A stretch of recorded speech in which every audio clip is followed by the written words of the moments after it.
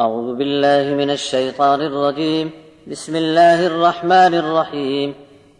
قد خسر الذين كذبوا بلقاء الله حتى إذا جاءتهم الساعة بغتة قالوا يا حسرتنا على ما فرطنا فيها وهم يحملون أوزارهم على ظهورهم ألا ساء ما يزرون. وما الحياة الدنيا إلا لعب ولهو وللدار الآخرة خير للذين يتقون فلا تعقلون.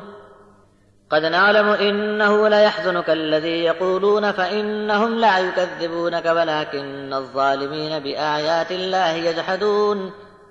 ولقد كذبت رسل من قبلك فصبروا على ما كذبوا وأوذوا حتى أتاهم نصرنا ولا مبدل لكلمات الله ولقد جاءك من نبأ المرسلين.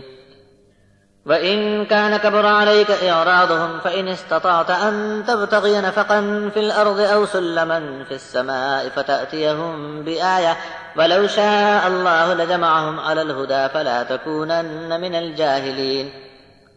إنما يستجيب الذين يسمعون والموتى يبعثهم الله ثم إليه يرجعون.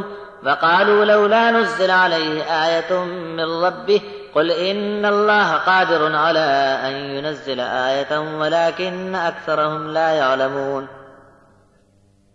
وما من دابة في الأرض ولا طائر يطير بجناحيه إلا أمم أمثالكم ما فرطنا في الكتاب من شيء ثم إلى ربهم يحشرون.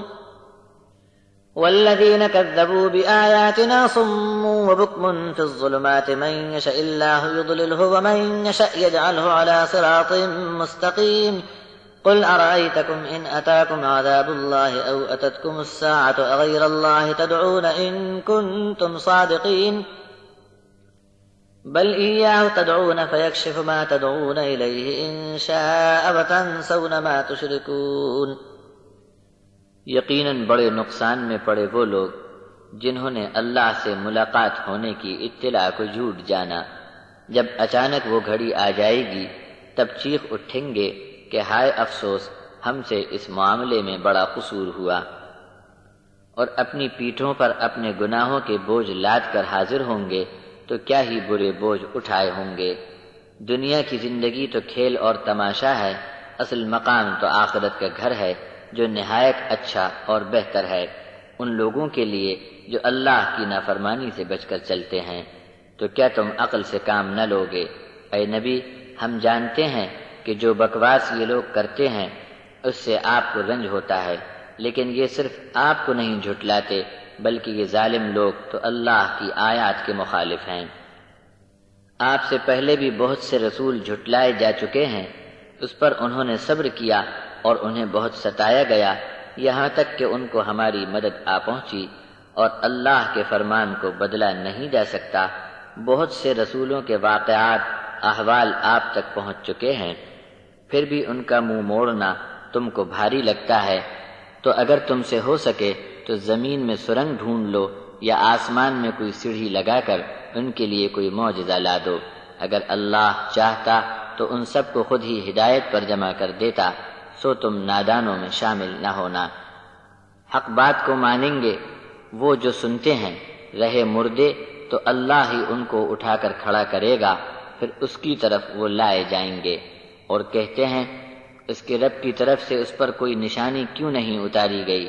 تم کہہ دو کہ اللہ تو قادر ہے نشانی بھیجنے پر، لیکن اکثر لوگ علم نہیں رکھتے۔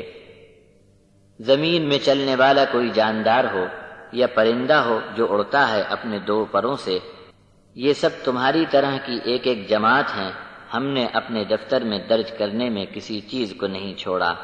پھر سب اپنے مالک کی طرف اکٹھے کیے جائیں گے۔ اور جو لوگ ہماری آیتوں کو جھٹلاتے ہیں بہرے گونگے ہیں، اندھیرے میں پڑے ہیں۔ اللہ جس کو چاہے گمراہ کر دے اور جس کو چاہے ڈال دے سیدھی راہ پر۔ آپ کہہ دو کہ اگر تم پر اللہ کا عذاب اچانک ٹوٹ پڑے یا آخری گھڑی آ جائے تو کیا کسی غیر اللہ کو پکارو گے؟ بتاؤ، جواب دو اگر تم سچے ہو۔ بلکہ ایسا وقت آنے پر صرف اسی کو پکارو گے، پھر اگر چاہے تو تمہاری پکار پر دکھ کو دور کر دے، اور جن کو شریک بتاتے ہو ایسے وقت میں ان سب کو بھول بھال جاتے ہو